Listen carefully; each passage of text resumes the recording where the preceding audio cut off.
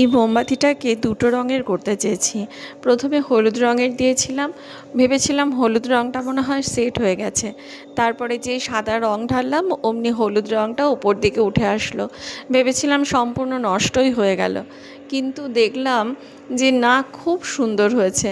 কোনো জিনিস নষ্ট হয়ে গেছে ভাবার পরও যখন এত সুন্দর হয় তখন যে কী খুশি হয়েছিল, এটাও ঠিক তেমনই।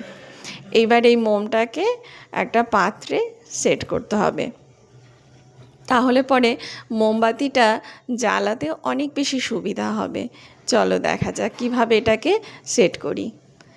খানিকটা মোম এবার গলিয়ে নিয়ে এখানে প্রথমে আগে সলতেটাকে সেট করে নিয়েছি, তারপরে মোমটাকে ঢেলে মোল্ড থেকে এটাকে বের করে এবার এর উইক্সটা এর মধ্যে ঢুকিয়ে দিচ্ছি। রেডি হয়ে গেল পুরো ক্যান্ডেলটা। এবার কিন্তু এটাকে জ্বালালে কোনো অসুবিধা হবে না। এই ধরনের মোমবাতিগুলো খুব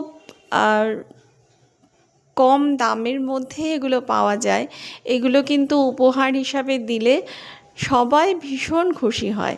এটা গিফট হিসাবে, রিটার্ন গিফট হিসাবে এগুলোকে ব্যবহার করা যায়। কেমন লাগলো বলো?